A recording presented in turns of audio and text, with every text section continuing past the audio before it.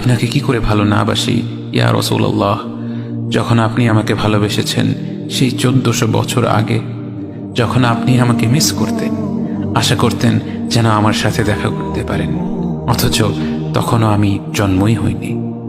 সেদিন সাহাবীরা আপনার চোখে পানি দেখে বলল, ইয়া রাসূলুল্লাহ, আপনি কাঁদছেন কেন? আপনি বললেন, আমার ভাইদের খুব দেখতে ইচ্ছে করছে। সাহাবীরা বললেন, আমরা কি আপনার ভাই নই ইয়া রাসূলুল্লাহ?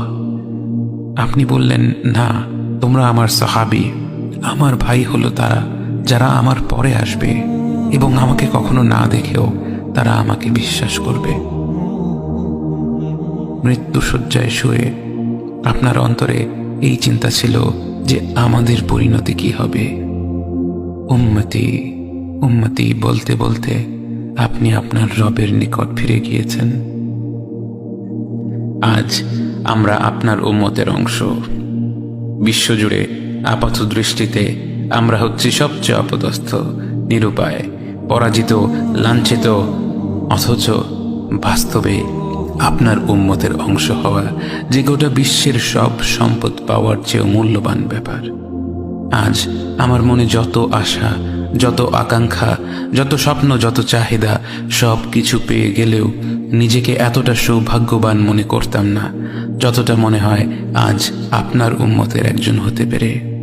কাল হাসরের ময়দানে যখন গোটা মানব জাতি এক নবী থেকে আর এক নবীর কাছে ছুটে যাবে, আল্লাহ যেন বিচার প্রক্রিয়া শুরু করেন এবং প্রতিটি নবী নফসি নফসি বলে মানুষকে ফিরিয়ে দিবে।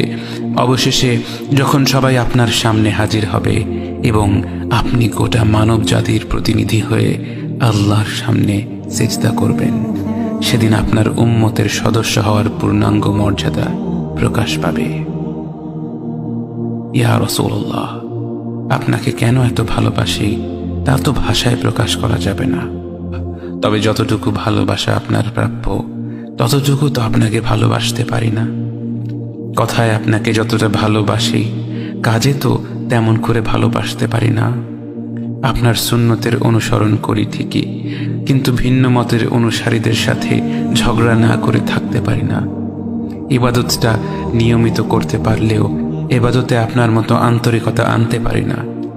বাহ্যিক বিষয়ে আপনার অনুসরণ করতে পারলেও চারিত্রিক দিক থেকে তো আপনার কাছ থেকে শিক্ষা নিতে পারি না।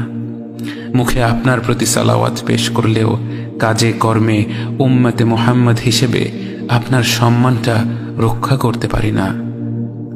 রাসূলুল্লাহ, হাবিবুল্লাহ, নবী